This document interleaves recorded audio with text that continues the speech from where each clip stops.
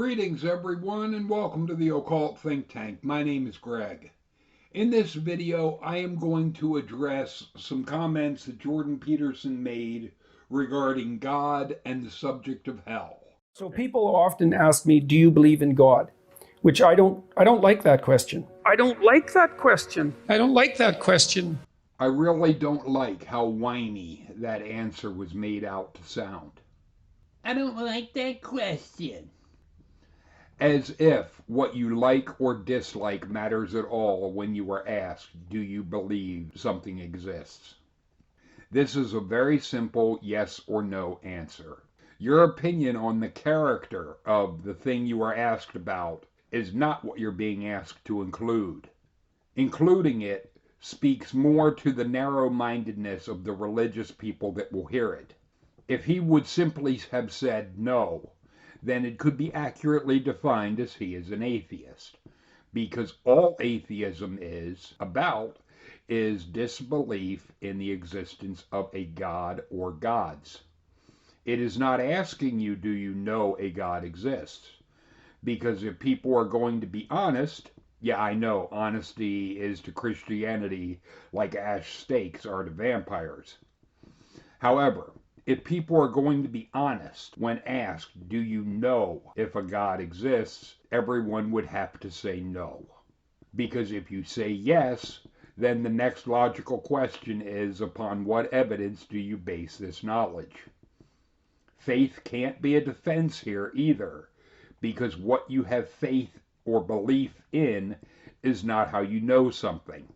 That is only what you think or believe, not what you know.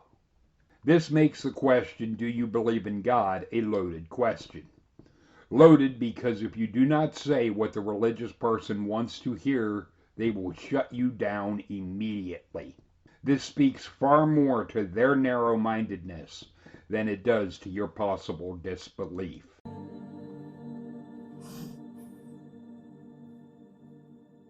You know, I don't know how you lay it out properly, but you tell people that you love how to avoid the road to hell.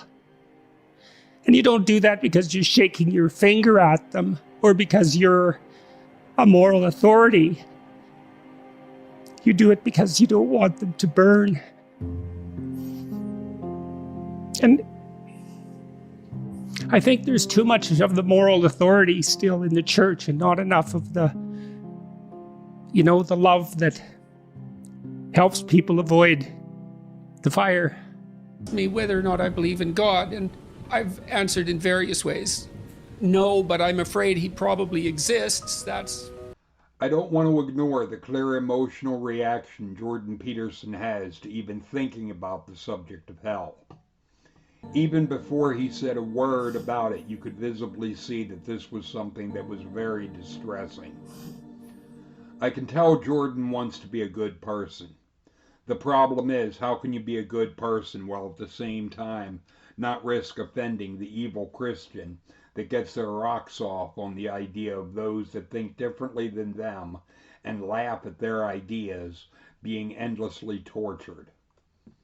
What I picture is a Christian masturbating over the idea of those different than them being tortured, perhaps even sadistically laughing and saying, "You believe now, don't you? Ha ha ha ha." This speaks volumes to the immoral, unethical, and I would even add sinister or evil spirit that is behind Christianity. Before I get into where this idea comes from in the Bible, I want to point out a few things regarding hell as a concept. I'm going to make a comparison that some Christians may not like, and frankly, I don't care. The fact that there are some Christians that would have no problem with this speaks more to their evil spirit to use that term than the comparison. Going along with people being sent to hell is no different than turning a blind eye to people being sent to the gas chambers of Hitler. The fact that not only do you not object to the action itself, but even worship and praise the tyrant that came up with it, speaks volumes about your character, or should I say, lack of character. Both the tyrant and the followers are pure evil. There is no love in any of it, and it is an offense to try to cloak this wolf in the sheep's clothing of love, as everything about this subject is the antithesis of love. And yes, I want to apologize to all the literal wolves out there for the analogy, as none of them would be this purely evil. In fact, no animal in nature would be as pure evil as the religious human. I know some Christians will be saying, see, I knew he hates God, to this. To this, I simply roll my eyes. This isn't about the God of the Bible, as ironically, that fictional character and I have similar, with a major distinction, reaction to the only place that this is mentioned in the Bible, that being Jeremiah 32:35. And they built the high places of Baal, which are in the valley of the son of Hinnom, to cause their sons and their daughters to pass through the fire unto Moloch, which I commanded them not, neither came it into my mind that they should do this abomination, to cause Judah to sin. The only admonishment I have for this, God, is if these people were doing something you were so opposed to, number one, this means God isn't all-knowing. Otherwise, it would have known this would happen, as it set things up where this was even possible to happen. Number two, not stepping in immediately and putting a stop to it means God must, at the very least, be as guilty as those engaging in the behavior. You simply can't see an evil action happening, do nothing, and try to take some moral high ground. You gave up the moral high ground when you didn't directly oppose the evil behavior immediately.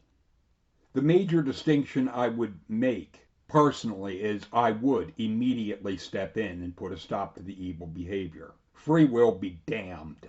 The line must be drawn somewhere, or you lose the ability to call yourself moral. So if this idea of a burning hell didn't come from the God of the Bible, who then did it come from? Oh, Christians are going to want to strap themselves in, possibly even take a Valium right now. In the Old Testament, hell was simply Sheol, the grave, same as the Greek word Hades. It wasn't until gentle Jesus, meek and mild, showed up that this idea of a burning hell was born. In fact, Mark 9 shows what I call Jigsaw Jesus, where he tells people to cut off your hand or foot or pluck out your eye rather than go to hell, where the worm dieth not and the fire is not quenched. Mark 9 verse 44, 46, and 48. Yes, where the worm dieth not and the fire is not quenched is repeated 3 times. Then, in the very next verse, verse 49, Jesus makes a stunning admission. For everyone shall be salted with fire. Christians, notice that. Everyone. Not the wicked, not the atheist, not even the pedophile priest, but everyone shall be salted with fire. Then to babble about salt and the purpose of salt is to try and breeze past the fire part, the part which is far more fitting for the hell myth that Jesus created.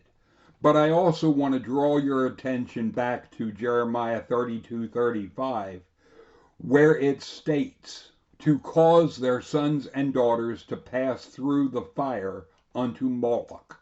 Who exactly is Jesus serving?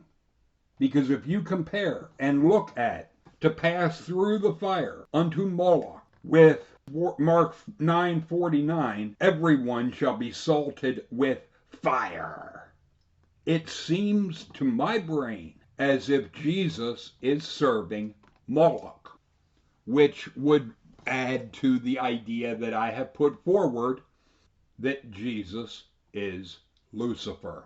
After all, if Lucifer wanted to be God, and Jesus wants clearly to be God, and Christians have made Jesus into a God, then logically, Jesus is Lucifer. It is unavoidable. Also, Jordan Peterson clearly being distressed over this idea means he is in moral conflict with the character of Jesus and what it stands for. Because this idea of fire and burning people is a core part of Jesus' message. It is not at all the message that was in the Old Testament. This is 100% Jesus. Christians cannot get away from this. This is the very thing that caused me to walk away from Christianity, because I realized, for good or for ill, I cannot go along with the torture of others for any reason. Because as I have said before, and I will say it over and over and over again until all you stupid Christians get this through your thick fucking skulls. Torture teaches nothing. Torture changes nothing. Torture proves nothing.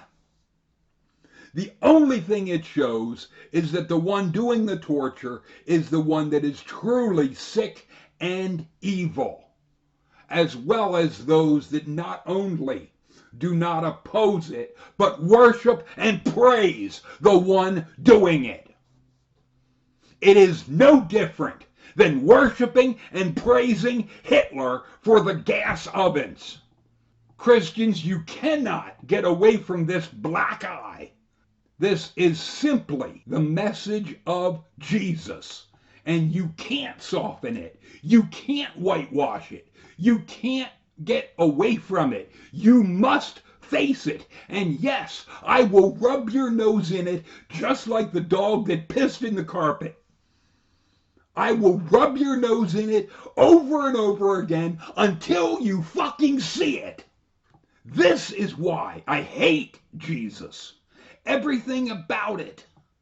I hate that character, because everything it is about, all of my humanity is at war with. Because unlike you Christians, I cannot go along with evil behavior. Full stop. There's nothing you can offer me that would make me go along with evil behavior. Feel free to leave your thoughts and comments in the comment section. Later, people.